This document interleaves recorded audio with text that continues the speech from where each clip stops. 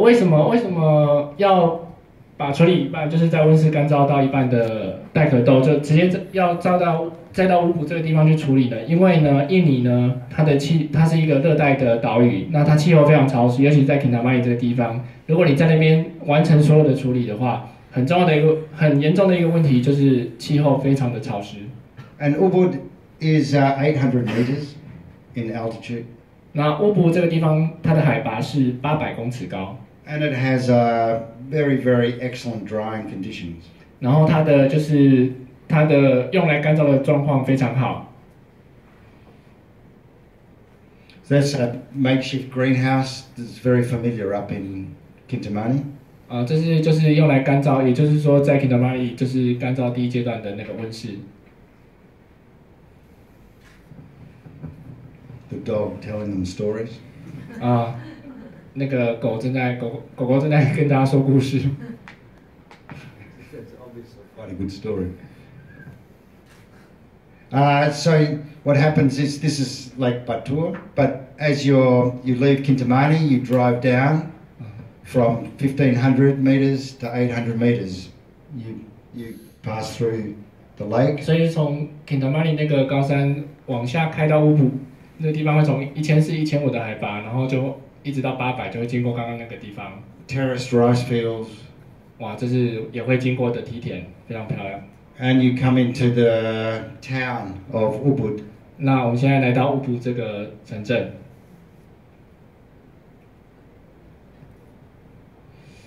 And one of the smaller area of processing for this year was done where we live, at the back of our house. 那今年我们有其中一部分的处理就在我们家里的后院进行。Shared with cows. 还有一些牛。So the truck would come down. So we just say any of the processes. So we do a natural process, we do a honey process, and we do a fully washed process. 那我们现在有3种处理法：日晒、蜜处理跟全水洗处理法。Trucks come down, then the cherries are floated. 所以卡车把樱桃摘下来之后，先经过这个漂浮的处理槽，挑掉未熟豆。No, actually, this is for the natural process. 那这个是准备用来做日晒处理咖啡的豆子。And then the immature. 这是经过水洗处理被挑掉的未熟豆。Measured.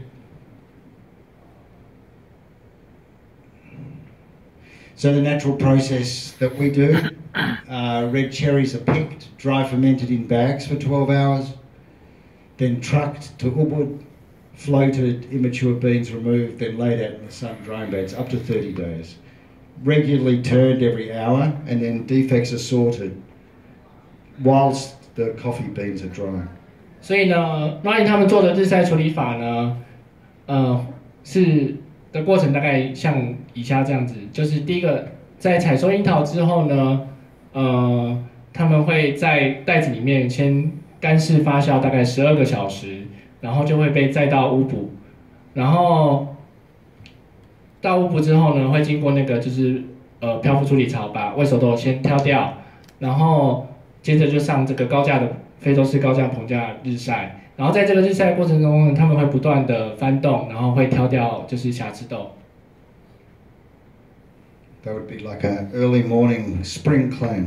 那现在这个过程就是他们在挑掉瑕疵豆的过程。Rather random sorting, I can tell you. We check that. 他说他们其实会不断的检查他们，看他们做的怎么样，而不是让他们就是随便挑。Believe it or not, some red cherries get put in the wrong place. 他说不管你相不相信，但总之就是有一些就是其实是熟的樱桃，然后被放到就是不对的地方去了。I know it's crazy to imagine because it looks so organized. 对啊，他说听起来很疯狂，但因为这个照片中看起来好像非常有组织的在做这件事情，但其实它就是会发生。哇。So that's a natural, that's a honey next to it. 所以大家照片上可以看到，就是这个非常漂亮的日晒处理。那旁边呢是密处理。So that's one site. That's a smaller site. We have another site 5 minutes from where we live to where Kadeketi, who's Balinese Q grader partner in Corona, he has another area of land, a bigger area of land, where we have another drying site. 大家刚刚看到是比较小，他们有的比较小的一个处理的地方。那在离这个地方大概4分钟车程的地方呢，有一个比较大的土地，也是在做处理厂，但那个地方比较大。I must say, you see a lot of tarpaulin. So at night, the rows of drying beds are covered with tarpaulin. 大家可以看到右边有一些黑色的布。那在晚上的时候，他们会把所有的这个高架棚架都盖起来。Actually, we believe strongly that the beans are spread out like this on the drying beds during the day, but at night they're pushed together into thicker rows. 其实呢，大家看到就是在白天就是在日晒干燥处理的时候，所有的樱桃应该是要被均匀的分散在这个高架棚架上，但其实到了晚上，他们就是会尽量把它集中起来。Emptying out for honey. So the honey process, red cherries are picked, floated, immature beans removed, pulped, and dry fermented in bags for 12 hours, trucked to Ubud, dried between 15 21 days, weather dependent, turned every hour, and defects removed while sorting. 所以它Ronnie 现在解释就是蜜处理，我们待会就可以喝到。所以它的处理过程呢是采收樱桃之后呢，一样已经经过水洗的漂浮槽，然后挑掉未熟豆，然后去果皮，然后一样在袋子里面干式发酵12个小时，然后接着呢就把这些樱桃再到那个乌布这地方去做干燥，大概需要15到21天。那蜜处理因为它非常的黏，所以每个小时都要翻动一次，然后就要一直翻动它，然后在那个过程也会挑掉一些就是瑕疵豆。That's straight out of the bag, just spread out. This is honey. Honey, yeah. 这是 honey 的照片，非常漂亮。There are many days in Bali of ceremony. 在巴黎那边有很多就是需要进行仪式的一些日子。So, but people, even though it might be a day of ceremony, people are working. 即便是在那些日子，他们都还是需要工作。On this site, we had a drying bed, smaller drying beds. This is honey. Honey and natural. 对，下面这个是 honey， 然后上面那个是日晒的。大家可以看到那个蜜处理都粘在一起。You have a question? 我想问他这样就是要花多少人力在这上面啊？就是采收的人跟处理的人是同一批的人。She's asking how many people have to done the job for 采收跟处理 for harvest and processing for you and 是同一批人吗 and are they same people? Not the pickers. The pickers are not the same. The people picking, not the same people, but the people processing are the same people. So we have 3 people in one site and 2 people on another site, full time. 所以采收的人跟就是在处理厂里面作业的人其实是不一样的。这一般产地都还蛮常见的，就是采收就是 picker， 他们就讲 picker， 那跟处理的人是不一样的。那妈理解是说他们不是有2个就是处理厂吗？那一个是有2个人，一个是有3个人，他们是就是全职的，他们对。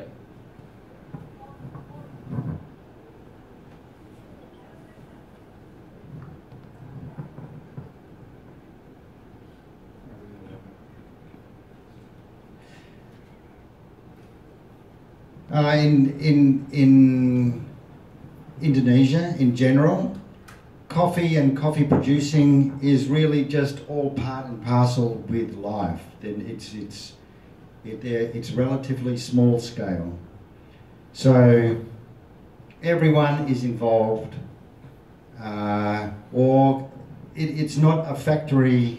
It's not a factory setting. It's a village setting.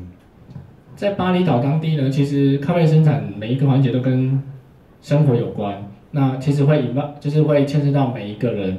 那其实他们运作的方式呢，不像是我们常见的工厂作业的方式，就是所谓工厂式的地方，就是你有一个工厂，然后所有人来这边工作。那这个在巴厘岛的咖啡生产不是这样，他们有点像是整个村落都要动员，然后每一个人都会牵涉在其中，参与其中的一个部分。Kids are around, dogs are around, people are around, motorbikes are around. Things are not usually programmed to run in a straight line. 所以呢，就是会有小孩，会有狗，然后它其实是不像工厂生产线一样，它就是一条直线的生产线，就是非常非常 organized 的，它不是一个这样子的方式。We also do cascara from the pulp, cherry skins. 我们现在也生产 cascara， 也就是所谓的樱桃果干。I don't know that. We have cascara. Yeah, but not big volume. But yeah, we experimenting with trying to make an interesting product. 因为他没有卖 cascara 给我，所以我就问他这个问题。Yeah, I asked the question because you didn't sell cascara to me. No, but I'll tell you the booth number here that I sold him. Oh, no. 他说他会告诉大家，另外有个摊位在卖他 cascara， 没有他，就是他卖给别人，但是不跟我讲。没有，他在开玩笑。That's the wet process. That's the wet, fully washed process. 这是接下来他要解释是全水洗，他的全水洗处理法。I should say part of the reason that we try to do this 24-hour dry, 24-hour wet, 20-hour soaking, that sort of processing, they're processing that's done in Kenya a lot for their fully washed, and the colour of Kenya. I mean, as you probably all know, the colour of a Kenya green bean has a fairly stable colour. Ronnie 解释说，它的处理方式其实就是24小时的干式处理，然后再进水，然后再24 hours， 对，24小时的干式发酵处理，然后进水，然后在24小时在清水里面。那其实这个跟肯亚的水洗处理有点类似，所谓的肯亚式二次水洗处理法。那从肯亚的那个处理法的豆子的结果来看，它色泽是比较均匀一致的，然后比较稳定。So because one issue worldwide for export of Indonesian coffee is the loss of colour loss. And colour change from picking, processing, and then you have a bean that's green, but a few months later that bean will not be so green, tends to go yellow. And we've been experimenting with ways, asking ourselves why this happens for a start, and largely, a lot of the colour change happens because there's immature beans in the processed beans. OK，Ronnie 说那个就是在咖啡生豆里呢，最常见遇到的一个问题呢，就是咖啡的色泽会慢慢的变白、变黄。那他觉得用肯亚的处理方式呢，比较不会有这个问题。但是其实他也解释说，有些豆子它变白、变黄的特别快呢，其实是因为里面有很多未熟豆。And in the fully washed methods done throughout Indonesia, like I explained, there's just 12 hours of dry fermentation and then just washed mucilage and then put into the sun. We feel, it's just our experience, but we feel that it's too short a time. Ronnie 解释说，其实他们做了很多实验，后来决定采用这个处理法，因为他们也曾经像传统的印尼的处理一样，就是只有12个小时的干式发酵，然后就洗掉那个果肉。但是他们觉得这样子，经过试验的结果，他们觉得这样子这么短的处理时间呢，会导致最后的结果不好，然后那个豆子的颜色很容易改变。Indonesian life. But this is the Indonesian government this year, in August, bought a group of Taiwanese green bean traders, and roasters to Indonesia, to Java, east part of Java, and come to Bali. And they visited us and the processing. And when they arrived, there was where we process is in the village, and they had cockfighting.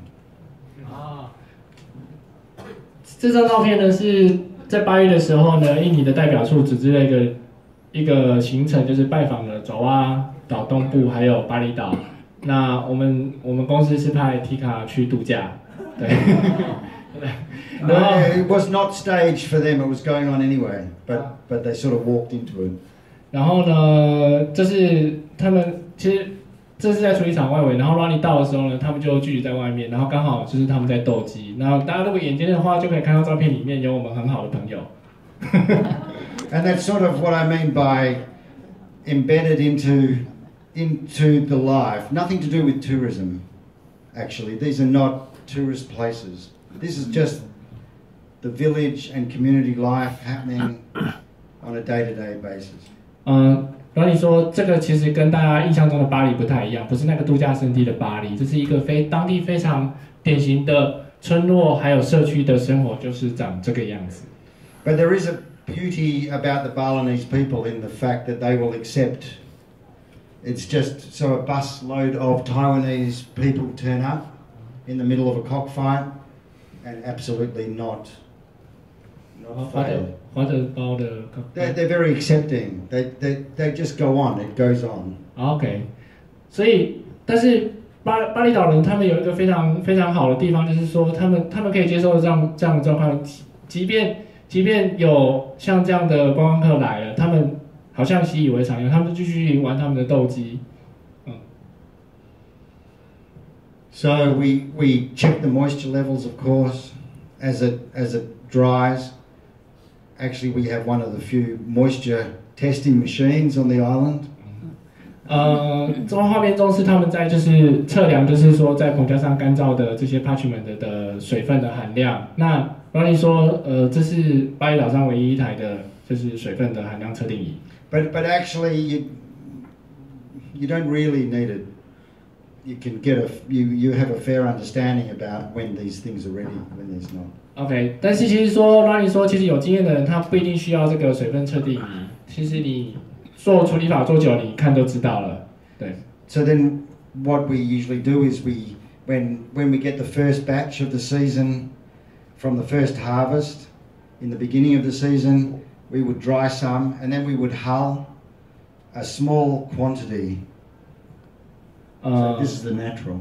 所以我们做的其实就是在季初呢，我们就会先处理一小批的咖啡豆，然后大家现在在画面上看到的呢，这个是日晒的处理。We would hull it, not really sort it, just check, and then we would let it sit for a little while, a couple of weeks maybe, and then we would roast it, and then we would cup it.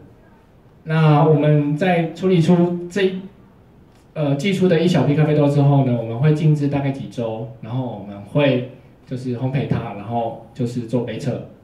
That's the honey. That's the honey process. 这是蜜处理。That's our cupping lab. 这是他们的实验，那个杯测实验室。Very, very high tech. But you're not allowed to take pictures of that. Yeah. It's like that's patent pending. 他说这是非常高科技的一个杯测实验室。Especially the colours. If you've noticed Yangcha coffee roasters, they've copied these things. Or Kalita. But we do have a cupping lab, we do have a roastery. And so then more formal cupping takes place. 刚刚那个是开玩笑，其实他们有一个 roastery 就是烘焙的地方，那也有一个就是比较正式杯测的场合。And then from what we gauge from those first initial cuppings, we would talk about whether we're going to change the processing on any of the beans as we go through the 所以 harvest. 从寄出的那第一批小批的样品呢，他们杯测之后呢，他们会决定说，哎，接下来的这个产季的咖啡樱桃，我们接下来要怎么调整我们的作业、我们的处理程序？ We really are trying to make interesting tasting coffee. 我们其实非常努力的，正在尝试着要做出就是非常好喝的，然后有趣的风味的咖啡。 Nothing to do with Indonesia. I mean, nothing to do with just interesting coffee. Take away where we are and what it should be, and just see if we can develop Indonesian coffee that is not Indonesian coffee, but is Indonesian coffee. I don't translate that. Are you messing me up? 所以，其实说你要说的是说，他们在处理的时候，他们正尝试着非常努力的尝试去做出一个其实跟印尼没有关的咖啡，但是也其实不是说跟印尼没有关，是说他们在决定处理程序的时候，他们只 focus 在风味，做出有趣的，然后是 tasty 就是好喝的咖啡。那当然这些咖啡还是来自于印尼，所以印尼就是在最后，其实这些咖啡还是印尼的咖啡，但是他们可以发展出就是真的好风味的咖啡，但是可能不是传统印象中的印尼咖啡。我猜我应该翻译。So then after it's dry and ready, we do not hull. We just keep the coffee in its either parchment or in the dried cherry. 所以其实，在采收处理完后，这是他们储藏的方式。比如说以水洗处理，当然会储存在 parchment 的嘛。那如果日晒的话，它就是日晒的果实的方式。他们并没有先去壳，跟一般产地一样，就是在出口之前，他们才会耗，就是去壳。And I know in Taiwan there's a discussion about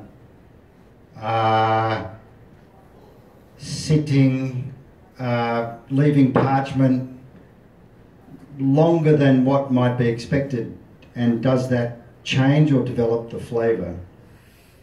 其实 Ronnie 因为跟台湾的咖啡圈非常熟，他其实知道就是在台湾一直有一个在讨论一个问题，就是说所谓的 resting 就是生豆的养豆，也就是说是不是在 parchment 也就是没有去壳的状态下，让它静置，比如说多几个月，会改变这些生豆的风味。其实这是一个有趣的问题。You know, does 3 months for a honey resting in the parchment, is that a completely different taste or a slightly different taste to the same bean that sits for 4 months or 5 months or 6 months?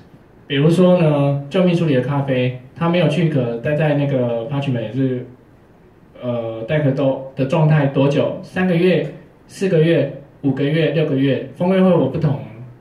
它指的是这个问题。Then when the coffee is sold, and we begin the sorting process. 所以当这些咖啡被卖掉以后，比如说我跟他签约的时候，他们就开始进行就是 sorting， 也就是挑选的过程。And again, it's highly mechanized. Highly mechanized, not mechanized. Not. It is not mechanized. It is all done by hand, very slowly. 所以他说这个全是手工的作业，因为那个挑选作业是手工挑选。In compounds, in houses. 对，再强调一次，就是在一般大家居住的房子里面，在里面就像这样。So coffee will be in 2 or 3 different houses. We will put the coffee bags here in 2 or 3 different places, and then over time people come in and out. There's no formal working hours. 所以一个批次的咖啡呢，它可能其实他们会把这个咖啡呢送到3-4个地方去，那他们会进行手挑的作业。那在那个期间呢，可能就是有些人来来去去，然后都会协助完成这个作业。People will sit down for a few hours, get up, go. A dog will come in, and it's a fairly anarchic system. 所以在那个过程中呢，可能有人就进来了，然后就坐下来3-4个小时，然后就完成一些作业，然后然后可能就离开了，然后可能有一只狗就进来了之类的。And then everything that they sort is then looked at by myself or by Eddie or Thomas. Although they sort, we sort again. We have a look and see what's actually happening. You saw or you saw? We see and we sort. Again, sort again? Yeah, we look and see what happens because it's fairly random.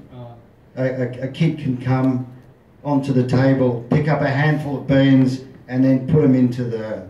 OK， 所以其实当他们完成这些作业之后，其实 Ronnie 跟 Thomas 还有 Eddie， 也就是刚刚他们说的，他们是公司里面3个 Q 柜的，其实他们会再重新检视这些他们完成的成品，然后看有没有出什么问题，因为可能在那个过程之中，一个小孩就冲进来，然后就抓一把豆子就玩，就像大家小时候年纪比较大，像我一样，就会有家庭代工的时代，就是那个样子。Usually, actually, the staff that we have that are doing the processing, usually one of those, it is in their house. 通常在那个处理过程中，Ronnie 公司会有一个人，就是一直在那个地方，就是。So they're actually also very good at looking at what's been sorted. 所以他其实非常有经验，就是说可以，就是检视，就是说大家现在进行的状况如何。So then the sorting's done, and then samples are made, and then more formal cupping takes place. 所以在那个挑选完成，然后以后呢，他们会就是再取样，然后再做一次就是比较正式的杯测。And Is your lab? No, that is not my lab. That is someone else's in the room. 然后因为刚刚那张照片是我们在原始一起做杯测的照片，这个就是大家看到那个横条桌子，大概就是我们的桌子。在展场也可以看到，我们把它搬来。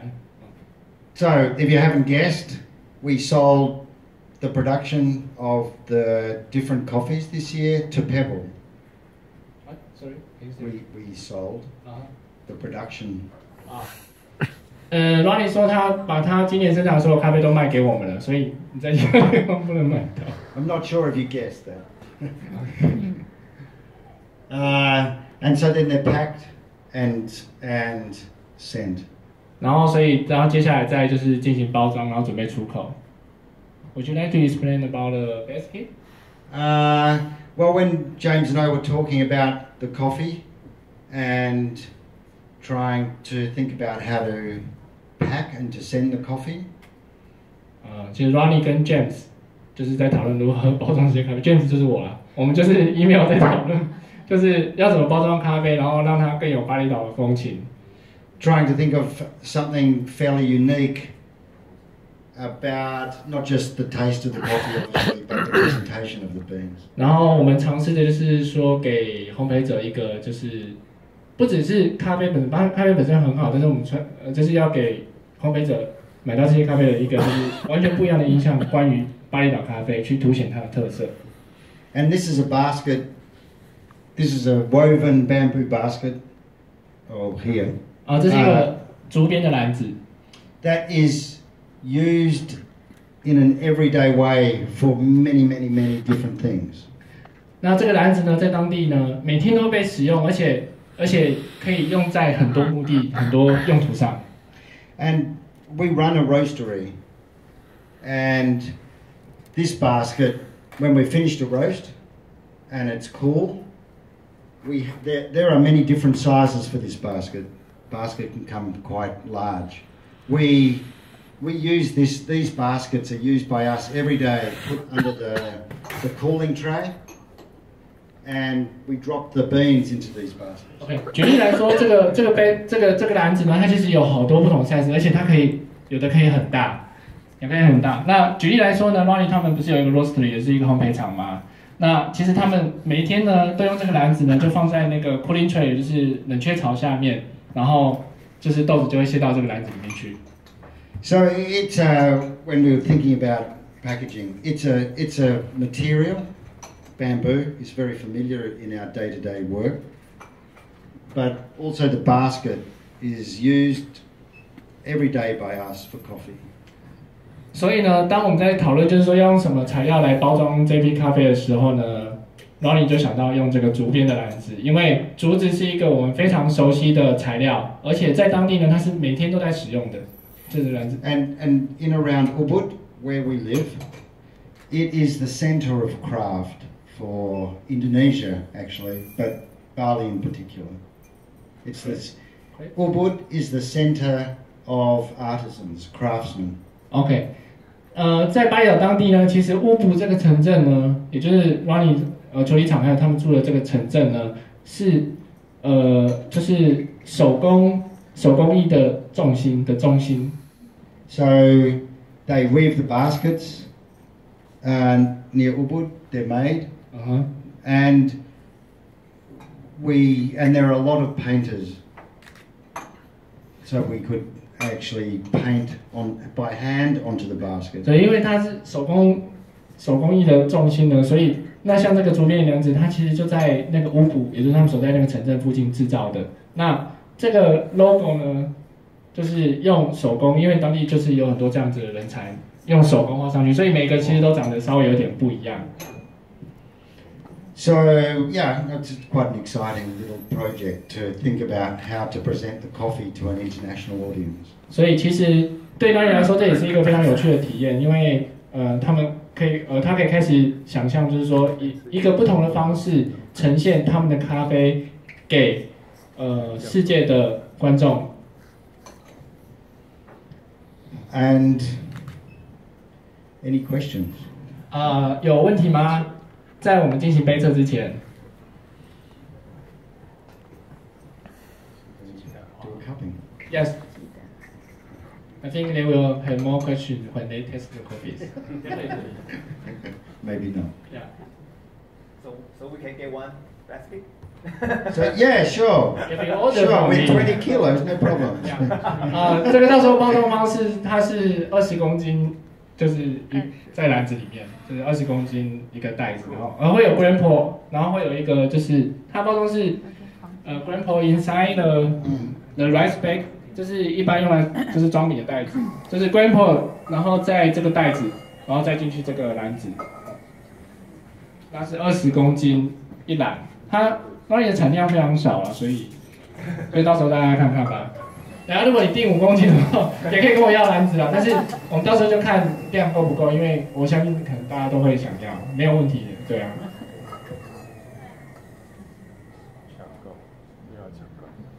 还有问题吗？那我们就在提卡准备杯测的同时，还有问题吗？那我们就休息一下，准备 copy。